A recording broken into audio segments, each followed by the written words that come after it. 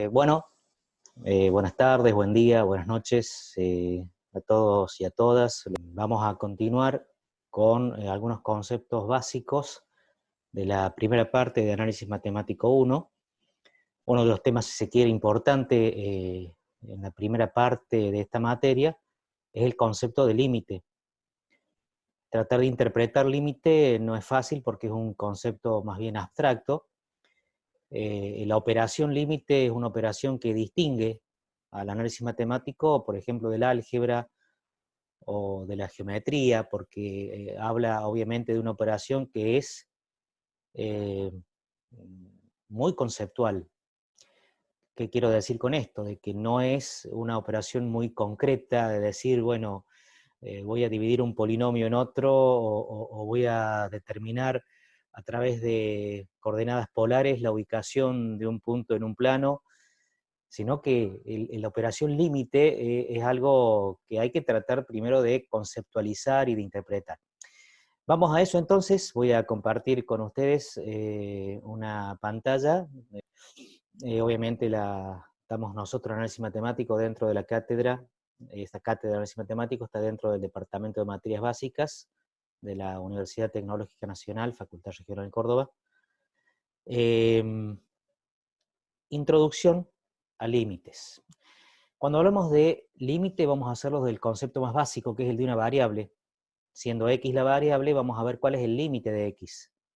Fíjense en ustedes que la variable es un punto que no es constante dentro de la recta real. La recta real es una recta que tiene correspondencia biunívoca entre puntos de la recta y números reales. Por lo tanto, podríamos decir que hay infinitos números reales como infinitos puntos en una recta.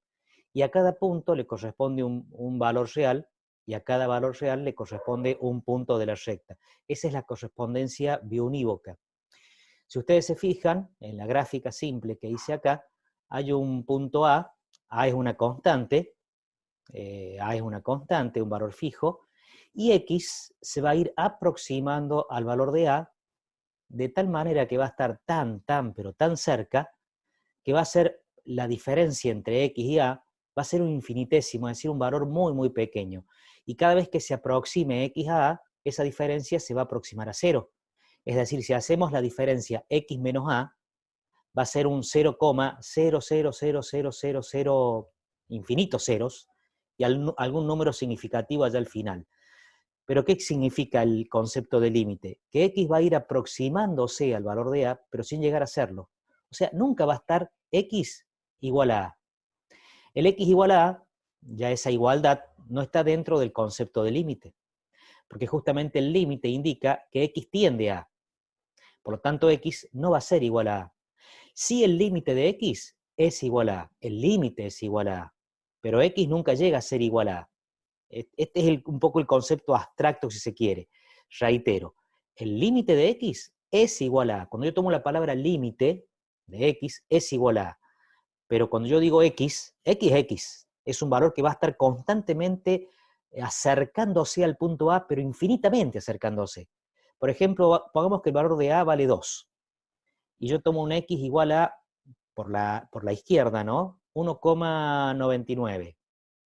O sea que le falta 0,01 para ser igual a A. Pero lo voy a seguir acercando. Va a ser ahora de 1, el valor de X, 1,9999. ¿Y por qué no puedo seguir agregándoles 9 infinitamente hasta 1,9, infinitos 9, y por allá un número distinto de 9, por ejemplo un 7, en donde digo, bueno, tampoco eso no es igual a 2, está muy cerca de 2. Por lo tanto, y reitero, esa es la primera concepción que tenemos que hacer del límite, que la variable nunca llega a ser A, pero su límite, el límite, es igual a A. Quiere decir que el límite es a donde quiere llegar, es igual a donde está su meta, que en este caso es el valor 2 en el ejemplo que les di.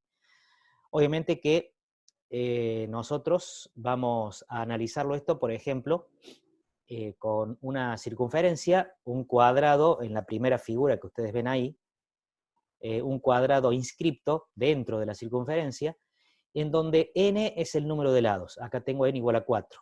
Y x es la longitud del lado de un polígono regular. En este caso la longitud de un lado va a ser una unidad de longitud y el número de lados es 4. Vamos a ir incrementando el valor de lados hasta pasar a un pentágono, a un hexágono, heptágono, etc. Quiere decir que n, que es el número de lados, va a tender a infinito. Voy a tener infinitos lados. Pero si n tiende a infinito, vamos a considerar que x, que es la longitud del lado, va a hacerse cada vez más chico. Fíjense en acá, la longitud que tengo del lado en la figura última con respecto a la cantidad de lados. ¿Qué pasa si esta cantidad de lados es, por ejemplo, 1.000.000 de lados? Por dar un número. ¿Cuánto va a valer x? La longitud, ¿cuánto va a ser? Muy pequeña, extremadamente pequeña. Un valor que tiende a cero. Por lo tanto, el límite del valor de x, que en este caso representa a la longitud del lado, tiende a cero. Ahora yo pregunto, ¿va a ser igual a cero? Y no, porque si x vale cero, el lado desaparece, desaparece la figura. Y en realidad lo que terminamos teniendo es una circunferencia, y este ya es un concepto un poco más elaborado, interpretándolo de que nunca va a desaparecer. Es como que se transforma en un punto, donde el punto en realidad es abstracto. Pero es un ejemplo de lo que sería el límite, ¿no? El límite de x es igual a cero, pero x nunca va a ser igual a cero porque si no desaparecería la figura. Acá tengo otro ejemplo con una situación de una asociación numérica, donde a sub n es igual a n menos 1 sobre n. Acuérdense en que la asociación es numérica, n es un número natural, y los números naturales son a partir del 1, y todos los enteros positivos, 1, 2, 3, 4, 5, hasta un entero infinito. Por lo tanto, vamos a ir dándole valores a n. Cuando n vale 1, esto me va a quedar 0, porque me va a quedar n menos 1, que sería 1 menos 1 sobre 1, 0 sobre 1, 0. O sea que el primer elemento de esta asociación numérica es 0. El segundo elemento es 2. Cuando n vale 2, 2 menos 1, 1 sobre 2, es decir, un medio. Cuando n vale 3, perdón, sí, cuando n vale 3, por ejemplo, si n vale 3, 3 menos 1, 2, sobre 3, 2 tercios. Cuando vale 4, 3 cuartos, cuando vale 5, etc. O sea que fíjense en que el valor que va a ir tomando, acá me falta en realidad el 2 tercios, va a ser siempre que el de arriba va a tener una unidad menos que el de abajo. En algún momento voy a tener que el valor del numerador va a ser una cantidad infinita de 9, pero abajo va a haber una cantidad infinita menos una, de valores de miles. Es decir, acá tengo 999 sobre 1000 y voy a tener acá 409, por ejemplo, en algún momento, sobre un 1 con 400 ceros. ¿A qué valor tiende esto? Y va a tender cada vez más próximo al valor de 1. Por ejemplo, acá ya tengo en este 999 sobre 1000, ya tengo acá 0,999, muy próximo a 1. Pero si sigo sumándole o buscando valores cuando n tiende a infinito, y si n tiende a infinito, obviamente, el valor de a sub n, que es el término general que está representado en el eje y, va a tender a 1. Cuando n tiende a infinito, a sub n tiende a 1. O sea que 1 sería el valor del límite que tiene esta expresión. Pero n nunca va a llegar a infinito, por lo tanto, a sub n es igual a 1, ese 1 es como que nunca va a estar, pero el límite sí va a ser igual a 1. Bueno, a ver, vamos a ver el límite de una variable. Por ejemplo, el límite finito de una variable, se tiene que cumplir esta desigualdad que tenemos acá, que el valor absoluto de x menos a tiene que ser menor a un valor delta y mayor a 0. ¿Por qué decimos mayor a 0? Porque nunca x menos a puede ser igual a 0. Porque si x menos a igual a 0, ¿cuánto vale x? A. Y no puede ser a. Dijimos que el concepto es que x nunca va a ser a. Tiende al valor de a, pero nunca es igual a a. Por lo tanto, no va a ser nunca a menos a. Por lo tanto, no va a ser nunca igual a 0. ¿Qué se pone entonces? Mayor a 0. Y está en valor absoluto porque x puede tender o por la izquierda o por la derecha. Si tiende por la derecha, esto va a ser positivo, porque el valor de x está más a la derecha que el de a, por lo tanto va a quedar esa diferencia un valor positivo. Pero si está a la izquierda x, esto va a ser negativo. Por eso se considera el valor absoluto, porque se toma como si fuese un módulo. Por lo tanto, ese módulo siempre va a ser positivo. Con decir que sea mayor a 0, ya se interpreta que no va a ser nunca igual a 0. Y al poner igual a menor a delta, indica que al ser menor a delta, va a haber siempre un valor delta, y ese valor delta es un valor arbitrario, positivo y muy pequeño, pequeñísimo, infinitesimal, es decir, un valor 0, infinitos ceros y algún número significativo porque va a ser muy próximo a cero. Por lo tanto, ese valor de delta es un valor muy pequeño y sería el radio. Fíjense en acá. Acá tengo la x que se aproxima a A, por lo tanto x tiende a A. Su límite es igual a A, pero x tiende a A. Entonces decimos que x va a ser el valor que tiende hacia A. Por lo tanto, A es el límite de x, el límite de la variable x. ¿Cuándo va a suceder esto? Para cuando cualquier entorno reducido, recuerden que esta expresión es un entorno reducido, que está prefijado, es decir, el entorno reducido del punto A, de radio delta, ahí existe un valor delta que es muy, muy pequeño, tan pequeño como se quiera, y existe un valor de x tal que todos los puntos subsiguientes correspondientes a la variable se encuentren dentro de este entorno. Se encuentren dentro de este entorno. Obviamente que este entorno es un valor muy, muy pequeño. Ahí lo vamos a ver en el cuadro siguiente. Fíjense, de a menos delta a más delta hay valores muy, pero muy, muy pequeños, en donde a es el punto de referencia y es al cual tiende x. Por lo tanto, ahí tenemos el módulo x menos a. Ese módulo está comprendido entre el valor de delta, que es el radio, es el valor de delta, y mayor a cero, porque nunca puede ser igual al valor de a. Entonces ahí estamos bien claramente diciendo cuáles son las condiciones que se deben cumplir. Bien, entonces, si vemos acá, si vemos el límite de una variable, el límite finito de una variable, entonces, es que dada una variable que toma sucesivos valores en dirección hacia un valor a, hacia el punto A, por ejemplo, acá vemos la gráfica, Bx va a tomar sucesivos valores hasta que se aproxima al valor de A, se dice que la constante A, o sea, el valor de A, es el límite de la variable X. ¿Se sucede esto cuando? Cuando tomamos un número delta, o sea, consideramos un delta, un valor de ese número delta, que va a ser un valor positivo, porque es una especie de radio, arbitrario, es un valor pequeño, muy pequeño, arbitrario, no está especificado, pero es muy pequeño, es 0, infinitos ceros y algún 1 allá al final como para darle un valor significativo, muy próximo a 0. Delta es muy próximo a 0.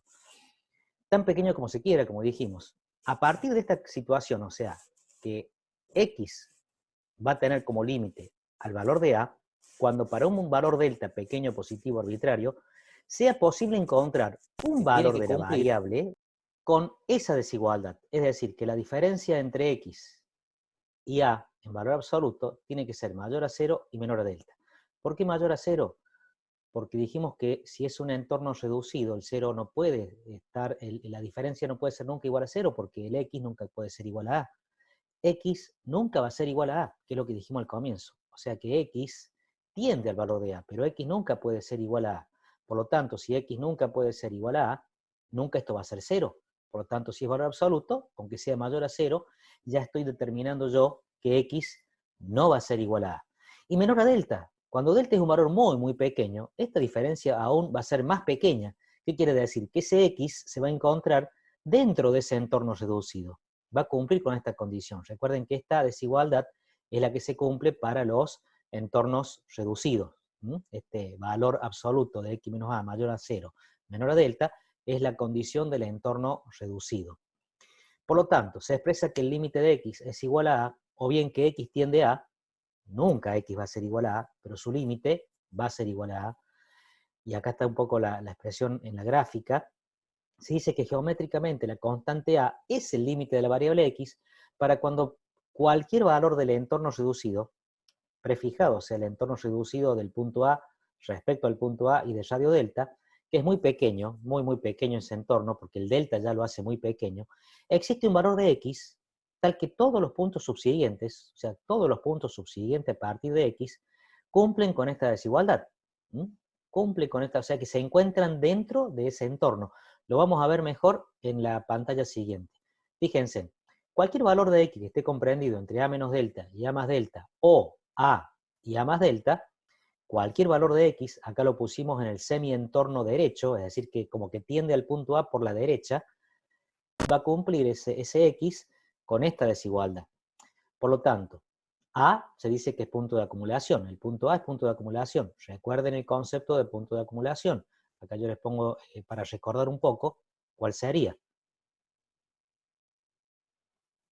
Si se acuerdan, el punto de acumulación es siempre referido a un conjunto. O sea, cualquier punto va a ser punto de acumulación de un conjunto, siempre respecto a un conjunto, si se cumple, que su entorno reducido, o sea, el entorno reducido del punto, tiene algo en común, algún punto en común, algún número real en común con el conjunto de referencia. Fíjense en esta gráfica que hacemos acá a modo de ejemplo, el punto P y el punto Q. El punto P está de alguna manera demostrado así como si fuera una vista a través de un dron, ¿no? Como si fuera una vista satelital, en dos dimensiones, más allá que el punto dijimos que estamos trabajando con recta real, o sea que es longitudinal de una sola dimensión, pero acá nos tomamos esta licencia de hacerlo en dos dimensiones para entenderlo mejor, como si fuera todo el entorno reducido del punto P, todo el entorno reducido del punto P, está todo dentro del conjunto D, por lo tanto tiene todo en común, excepto el punto P, porque el punto P, si es un entorno reducido, no pertenece a ese entorno. Sí pertenece al conjunto D, pero no pertenece a su entorno. Ese punto P no es común, pero su entorno reducido sí lo es. En el punto Q, por ejemplo, el punto Q está fuera del conjunto D, pero su entorno reducido tiene todo esto que está acá que es común, o sea que la intersección no es cero. Por lo tanto, el punto Q también es punto de acumulación del conjunto D, porque su entorno reducido tiene algo en común con el conjunto D. En cambio, el punto R, ese punto R es un punto aislado respecto del conjunto D. ¿Por qué aislado?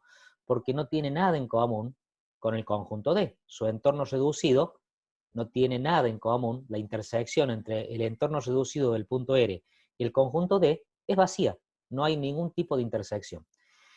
Bien, por lo tanto, quedó algo en claro, que en un límite de una variable, el punto A, que es el punto al cual tiende la variable X, es un punto de acumulación.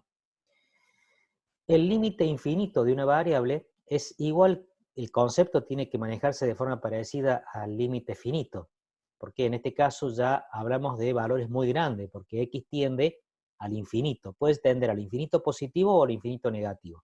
Si la variable X tiende al infinito positivo, como este es el ejemplo, infinito es un número grande, extremadamente grande, infinitamente grande, pero en realidad desde el análisis matemático también nosotros decimos que el infinito no existe porque no es posible determinar un número infinito. La variable X tiende entonces a infinito, que es un número infinitamente grande, para cuando aparece un número M, M es un valor muy grande, infinitamente grande. M es un módulo, por lo tanto el valor de M es o positivo o negativo, no tiene en realidad signo, es un módulo, es como si fuera un radio, hacia el más infinito a partir del 0 o hacia el menos infinito a partir del 0. Pero a partir de ese número M muy grande, arbitrario obviamente y positivo, es posible encontrar un valor de X, y ese valor de X va a cumplir con esa desigualdad. Es decir, que el valor absoluto de X es mayor que M. ¿Por qué valor absoluto? Porque en realidad X puede ser positivo, tiende al más infinito, o X puede ser negativo y tiende al menos infinito. Por lo tanto, no me interesa a mí cuál sea la tendencia que tenga X, si al más o al menos infinito, lo importante es que esa desigualdad se va a cumplir. Que X todavía va a ser mayor que un número extremadamente grande es porque tiende a infinito. Y se expresa de esa manera, ¿no? Que el límite de X es igual a infinito, pero que X nunca llega a ser igual a infinito. X no puede ser igual a infinito, X tiende a infinito. Bien, vamos ahora a entrar ya al concepto del límite de una función. El límite de una función, vamos a ver primero el límite finito, así como vimos el límite finito de una variable y después el infinito, vamos a ver el límite finito de una función. La constante L, se dice que L, si se ven acá ustedes en el gráfico, L está en el eje Y, L será o es el límite de la función f de x, es el límite de la función f de x, cuando la variable x tiende a un valor a. O sea, cuando la variable x en el eje x tiende al valor a, En el eje X se cumple el límite finito de una variable, como lo que vimos anteriormente, porque X tiende a un valor A. Por lo tanto, en el eje X tengo el entorno reducido. Y si tengo el entorno reducido en el eje X, la desigualdad que ahí tengo es que X menos A módulo es mayor que 0 y menor que delta. Eso ya lo vimos. Pero como tenemos ahora una función, esta función, obviamente como toda función depende de X, va a tender a L siempre y cuando X tienda al valor de A. Por lo tanto, ¿qué tendríamos que decir para concluir un poco el concepto o la definición del límite finito de una función? Que la constante L es el límite de la función f de x cuando la variable x tiende a un valor A, o sea que para que se cumpla que el límite de la función sea L, x tiene que tender a un valor determinado, en este caso x tiende al valor A. Y esto se va a cumplir si y solo si para todo número epsilon, tan pequeño como se quiera, existe un valor delta. Delta es en el eje X, epsilon es en el eje Y. Estos dos valores son muy pequeños, arbitrarios y positivos. A partir de estos dos valores arbitrarios, positivos y muy pequeños, es posible encontrar, a través de que X tiende al valor de A, es posible encontrar un f de X, o sea, un valor de la función de X, a partir del cual todos los valores subsiguientes, es decir, a partir de este f de x, todos los valores subsiguientes acá van a tender a ser igual, a acercarse a L. Pero el límite va a ser igual a L. Por lo tanto, el límite existe en el eje Y. El L, que es el límite de la función, existe y está presente. Lo que no puedo poner como existente es el valor de A, porque X tiende a A, y dijimos que en la variable nunca es igual a A, tiende. Su límite es igual a A, pero en este caso estamos hablando del límite de una función. Por lo tanto, en el límite de una función, X va a tender a A, pero el límite de la función es igual a L. Si ahora lo ponemos por separado, ¿qué tenemos que decir? Que X tiende al valor de A y f de X, sin considerar el límite, f de X tiende a L. F de X tiende a L, pero su límite es igual a L. Por lo tanto, acá lo que tenemos en el eje Y es un entorno común, es decir, que f de X menos L en valor absoluto es menor a epsilon. Esta era la expresión de un entorno común. Cuando f de X se acerca a L, puede ser igual a L. Por lo tanto, f de X, al llegar a ser igual a L, acá va a quedar L menos L 0. O sea que acá se puede cumplir que la diferencia sea 0 porque estamos hablando del límite de una función. Eso después ustedes en la parte práctica también lo van a ver. Directamente se reemplaza a la X por el valor al cual tiende para saber cuál es el límite de la función. O sea que nosotros obligamos a X que sea igual al valor de A en un práctico, pero únicamente para saber cuál es el valor del límite. En realidad la X nunca va a ser igual. Lo hacemos igual nosotros para resolver el ejercicio. Pero conceptualmente la X nunca va a ser igual a A. Pero el límite sí va a tener un valor determinado, que ese va a ser el valor que vamos a encontrar en el práctico, que es el valor de L. Bien, queda claro entonces que el límite cuando X tiende a A de f de X es igual a L. Esto dice que se expresa como que podemos acercar arbitrariamente los valores de f de x a L tanto como se desee, sabiendo siempre y eligiendo una X lo bastante cerca de A, pero nunca igual a A. El límite de f de X sí es igual a L.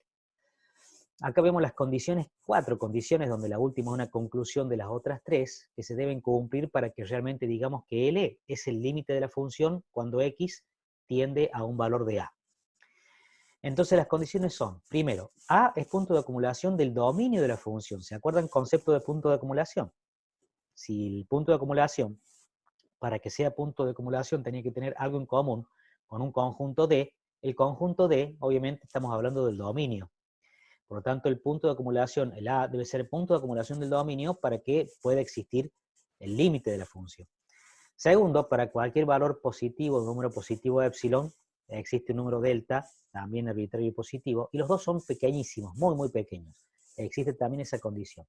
Tercero, un poco ahí en simbología de conjunto, ahí dice, para todo X, ese A invertido es para todo, se cumple, los dos puntos en matemáticas simbólicamente implican que se cumple, y entre paréntesis pongo allí yo lo que se va a cumplir, o lo que se tiene que cumplir para que sea L el límite de la función.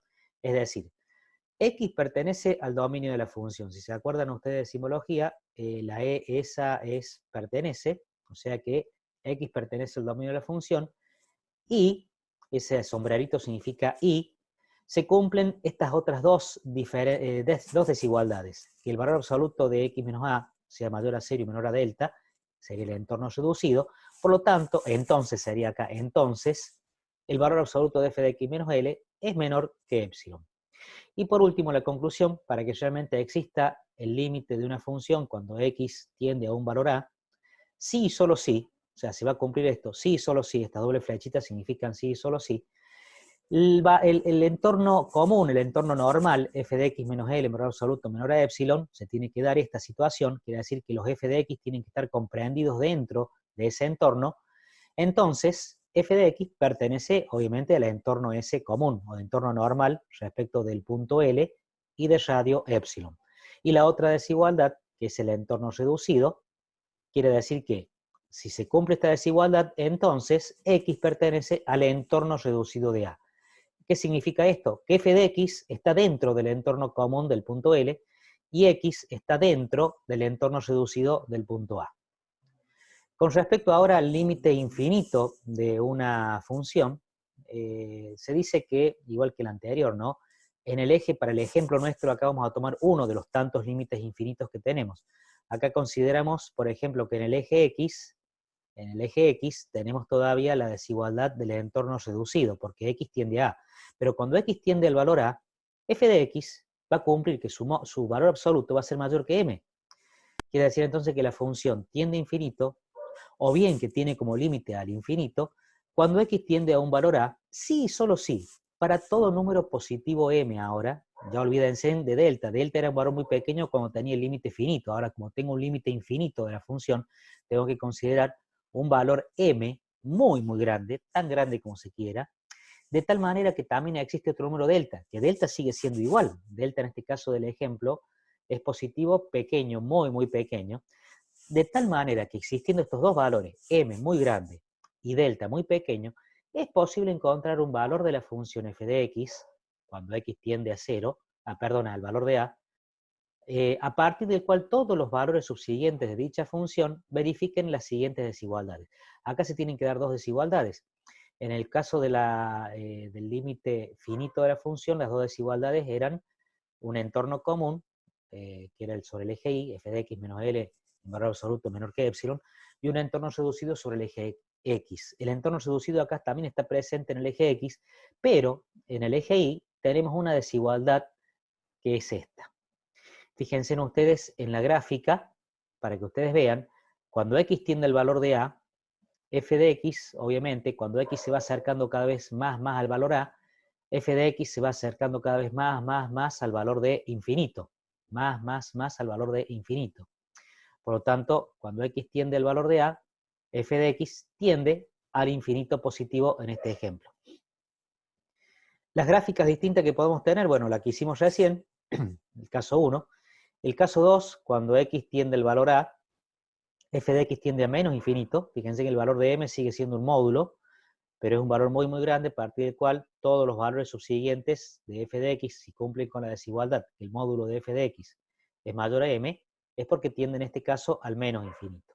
En el caso 3, acá el que tiende x a infinito, y f de x también tiende a infinito, puede suceder que x tiende a infinito y f de x, el límite, tienda a menos infinito, o pueden ser los casos inversos, que la variable tienda a menos infinito y el límite de la función tienda o al más infinito o al menos infinito.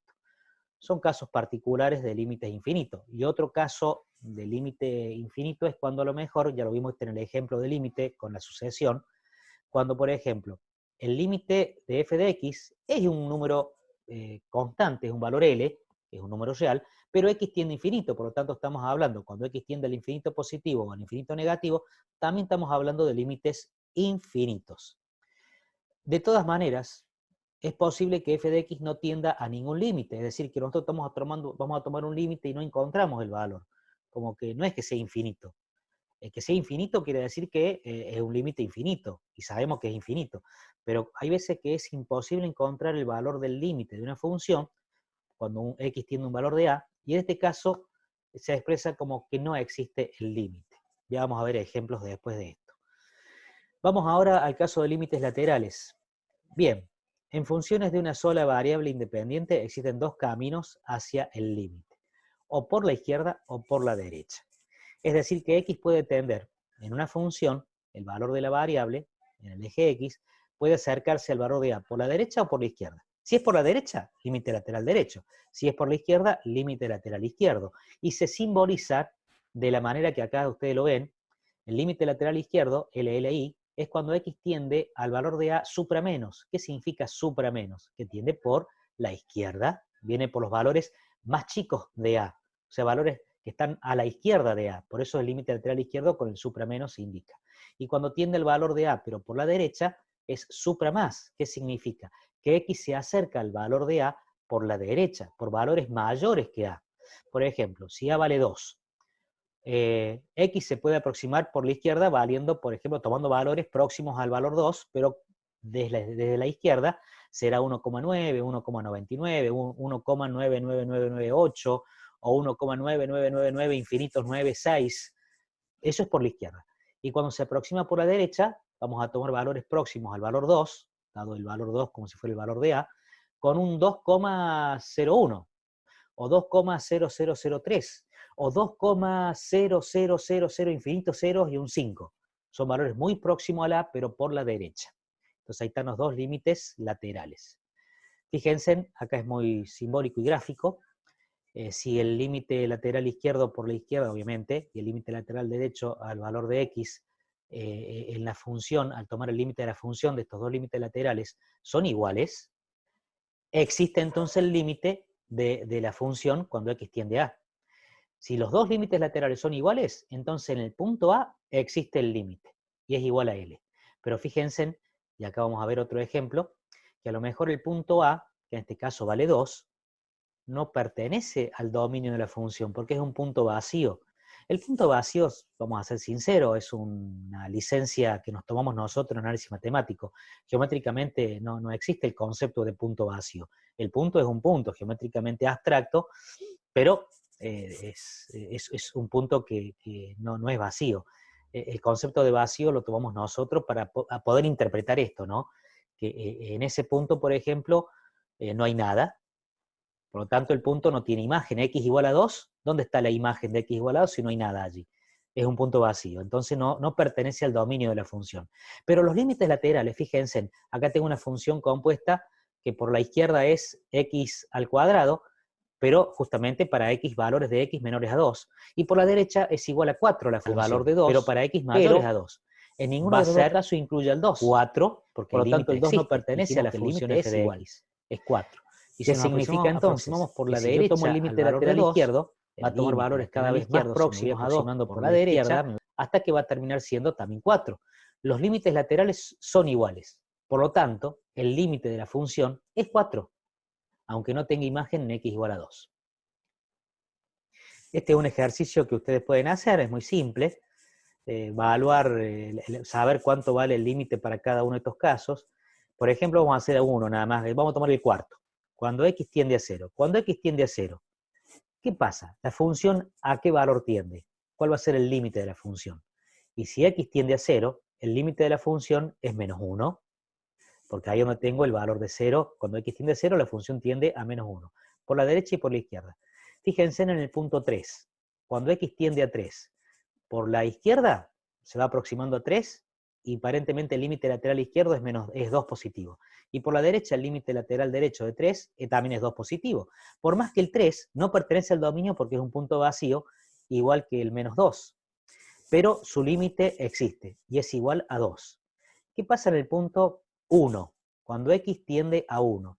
Y cuando x tiende a 1, tenemos ahí un vértice, justamente la función ahí tiene un punto vértice, o punto anguloso también llamado. La función es continua allí, pero es como si fuera justamente un perfecto vértice, y el límite cuando x tiende a 1 es menos 2.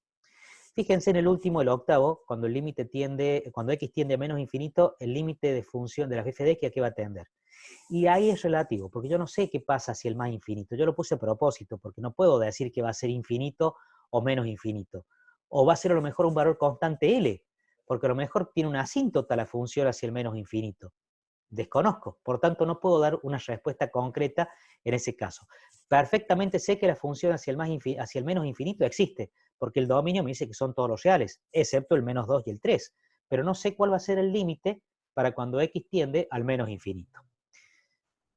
Bien, acá vamos a unos casos prácticos para que ustedes interpreten ahora cuáles son los valores que tengo que realizar o los desarrollos que tengo que realizar yo desde el punto de vista práctico para poder saber cuál es el límite de una función, dada una función determinada. Yo estos ejercicios los he sacado del práctico que tengo yo. Bueno, yo tengo dos apuntes, el práctico y el teórico, que ojo, no es publicidad esto no son la Biblia, son material que a ustedes les va a servir como cualquier otro. Estos están ahí en el segundo piso del área central, en la cantina de estudiantes, justamente ahí está Educo, que es la editorial de la facultad, y es la que está avalada y autorizada en la facultad para vender los apuntes y los libros correspondientes a todas las materias. Ustedes ahí van a encontrar todos los apuntes y libros que puedan necesitar o que puedan interesar. Ustedes verán que vuelvo a repetirles, yo tengo ahí los dos apuntes míos, el teórico y el práctico. Sé que les han servido muchísimo a los alumnos, hace ya más de 15 años que lo vienen utilizando, el teórico un poquito menos, pero bueno, es uno de los materiales, un material más de todos los que hay. Ustedes pueden también pedir, ver todo lo que tengan ahí en Educo y ver cuál es lo que a ustedes les sirve. Y también depende de cada docente que es con qué libro, con qué apunte se va a guiar. Bueno, estos son sacados justamente de mi apunte práctico. Ahí pongo 3 ejercicios para resolver. En el caso del ejercicio 72, si ustedes se fijan, es un cociente de polinomios. Yo tengo que resolverlo tratando de ver cuál va a ser el verdadero valor. El verdadero valor se le llama al valor L, al que me va a terminar dando el límite de esa función. En este caso, un cociente de polinomios. Cuando x tiende a infinito, en este caso, en las propiedades del límite, dice que cuando x tiende a infinito y tengo un cociente de polinomios, se tienen que comparar los grados de esos polinomios. Si el grado del numerador es mayor, el límite va a ser infinito. Si el grado del denominador es mayor, el límite va a ser 0.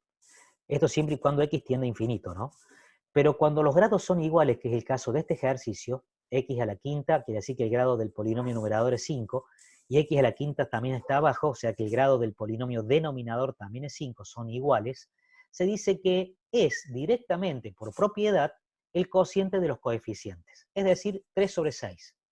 Yo puedo sacarlo directamente, el resultado este, por la propiedad del límite, pero acá les muestro yo un paso medianamente fácil, muy básico, algebraico, que se puede resolver y saber por qué es igual a un medio. Acá estoy demostrando por qué es igual a un medio. Ustedes por propiedad pueden decir de que es 3/6, es decir, un medio, pero demuéstrenlo. Y bueno, demostrar lo que significa sacar factor común el x de mayor exponente, que en este caso es x a la quinta tanto arriba como abajo. Si yo saco factor común x a la quinta, recuerden que sacar factor común significa dividir a cada término por ese valor que salió afuera, es decir, que tengo que dividir a cada uno de los términos por x a la quinta. En el polinomio numerador, 3x a la quinta sobre x a la quinta, simplifico el x a la quinta, me queda 3. X al cuadrado sobre x a la quinta, simplifico el 2 con el 5, me queda 1 sobre x al cubo, y así sucesivamente. Pasa lo mismo en el denominador. Entonces me termina quedando después un cociente de expresiones algebraicas en donde, cuando x tiende a infinito, constante sobre infinito es 0. Por lo tanto, me queda 3/6, que es, definitivamente es igual a un medio el verdadero valor. Recuerden esto, estamos aplicando concepto de límite. Yo puedo decir así en forma aislada, constante sobre infinito es 0. Me estoy quizás equivocando conceptualmente si no aclaro que estoy tomando límite. Cuando el límite de una constante sobre una variable y la variable tiende a infinito, esa constante sobre esa variable que tiende a infinito, esa expresión, esa fracción tiende a 0. Bien, hasta aquí llegamos entonces al primer ejercicio. Bueno, continuando con los ejercicios, pasamos ahora a ver el próximo ejercicio de práctico, a modo de ejemplo, el 103. En este caso tenemos que en este ejercicio un límite de una diferencia. Cuando x tiende a infinito, la diferencia va a quedar obviamente infinito menos infinito, que es indeterminado. Y ponemos infinito más, es decir, que tiende al más infinito, por las dudas, porque en realidad allí no habría necesidad, ya que debajo de la raíz cuadrada tengo infinito por infinito, y si el infinito es negativo, menos por menos sería más allá que sigue siendo infinito, quedaría positivo. Pero, ante cualquier duda conceptual, más que nada por el tema de trabajar dentro del campo de los reales, más allá que el valor infinito no está, obviamente, un valor exageradamente grande, o no existe en realidad conceptualmente, lo consideramos en este caso positivo. Al quedar infinito menos infinito, es indeterminado, y nosotros para poder encontrar el resultado de este límite, el verdadero valor, tenemos que trabajar acá con una operación algebraica que ustedes en el cursillo de ingreso lo tendrían que haber visto, que es un tema del secundario, de nivel medio, en la parte de álgebra de la matemática, en donde hay que multiplicar por el conjugado y dividir también por el conjugado para que no me cambie la expresión. Entonces, dentro del argumento del límite, se multiplica y se divide por el conjugado de esa raíz cuadrada de x por x más a, menos x, entonces hay que multiplicar y dividir por más x. Y así lo hacemos acá, si ustedes se fijan, multiplicamos y dividimos por la suma. Sabemos que el producto de conjugados es igual a la diferencia de cuadrados, y eso es lo que tenemos acá, la diferencia de cuadrados. Y en el denominador va a quedar expresada esa expresión, digo, de la suma.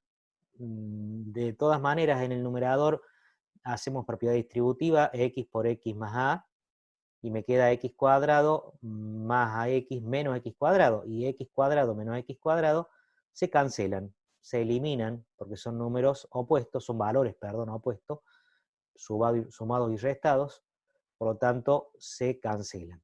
Y me termina quedando el límite de una expresión, que acá ustedes sí la ven, x cuadrado, raíz cuadrada de x cuadrado más ax más x, o sea, eso que está allí, en donde si yo hago el paso al límite, sigue estando la x en el numerador y en el denominador, por lo tanto, allí me va a quedar infinito sobre infinito, sigue siendo indeterminado. ¿Qué hay que hacer entonces? Bueno, tendría que sacar del denominador un factor común x para que se simplifique con el x del numerador. ¿Y cómo se hace eso? Bien, primero tengo que sacar de estos dos términos que tengo acá abajo, o sea, de este término y de este otro, tengo que sacar de ambos una x afuera. Pero acá tengo la x adentro de una raíz, por lo tanto tendría que sacar factor común del radicando, de lo que está dentro de la raíz, sacar factor x cuadrado como factor común, para que salga después afuera de la raíz como x, y ahí sí pueda sacar el x como factor común fuera del corchete. ¿Qué hago para sacar factor común entonces x cuadrado? Y bueno, saco x cuadrado debajo de la raíz, y tengo que dividir al x cuadrado y a la x por x cuadrado, me queda 1 más a sobre x, y luego ese x cuadrado sale afuera de la raíz, porque es un factor que está al cuadrado, sale fuera de la raíz. Y ahora sí puedo sacar factor común x, y me va a quedar que el x que saqué factor común se simplifica con el x del numerador, y me queda entre paréntesis acá la raíz cuadrada de 1 más a sobre x más 1 aparte. Si ahora yo tomo el límite, hago el paso al límite, ¿qué significa hacer el paso al límite? Reemplazar en el argumento del límite por el valor al cual tiende x.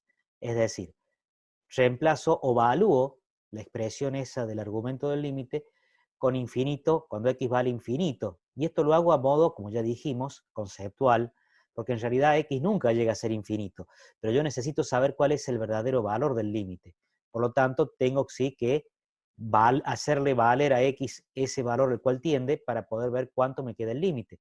Y si lo hago de esa manera, a sobre x es, cuando x tiende a infinito, es 0.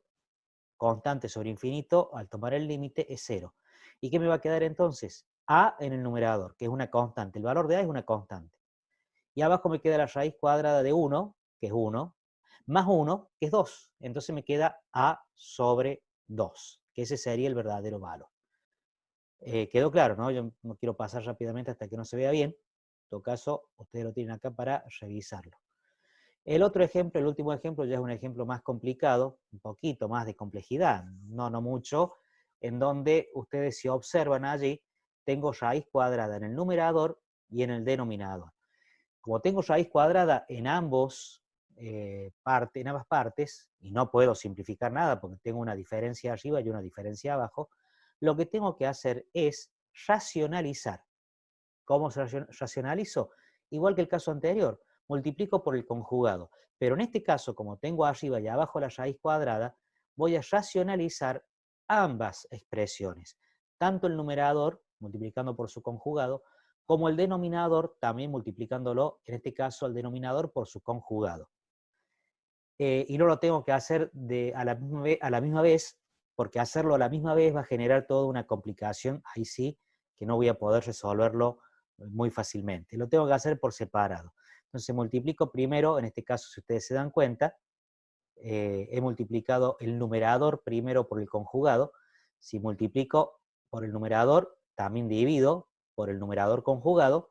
En el denominador me va a quedar toda esa expresión, pero en el numerador, producto de conjugado es diferencia de cuadrados, entonces me queda x a la cuarta menos 8x. Que si saco factor común x, me queda x al cubo menos 8.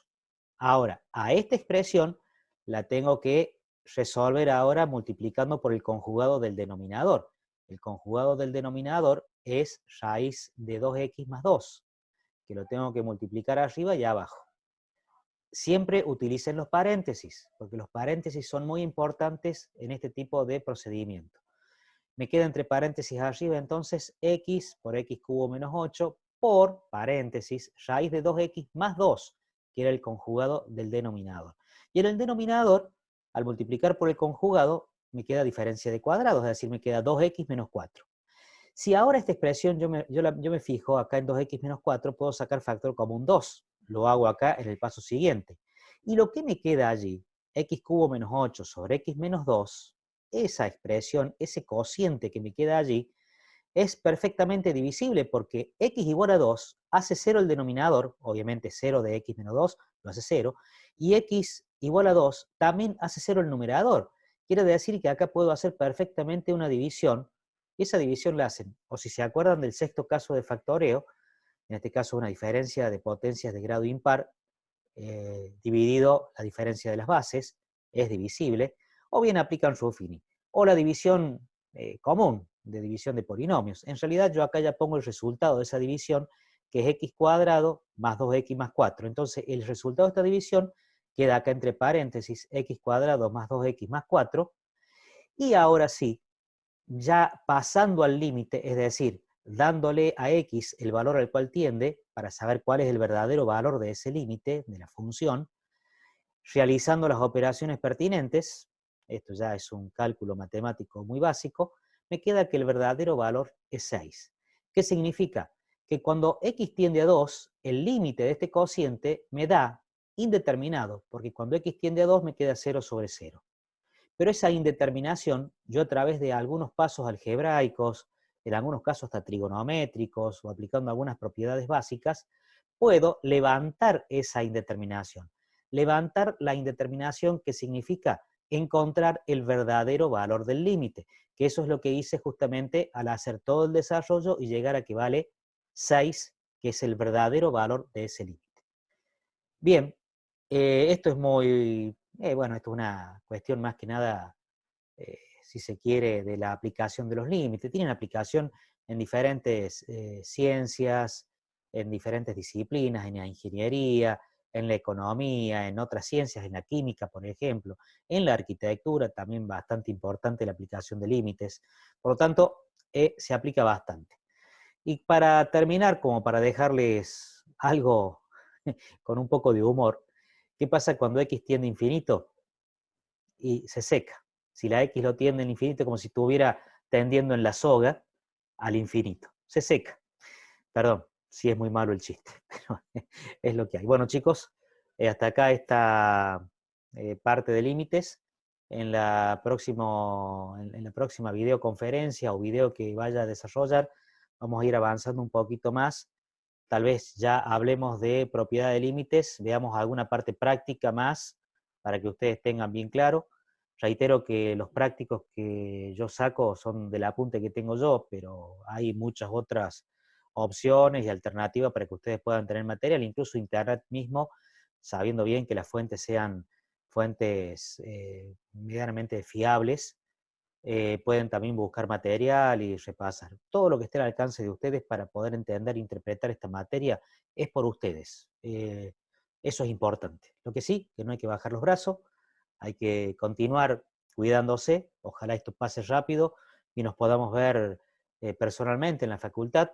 La verdad que es esto una cuestión de estrategia o de más que nada de herramienta más que de estrategia, donde hay que aplicar también algunas estrategias y aprendizajes, obviamente, uno aprende constantemente, porque estas herramientas son importantes a la hora de pasar lo que está pasando.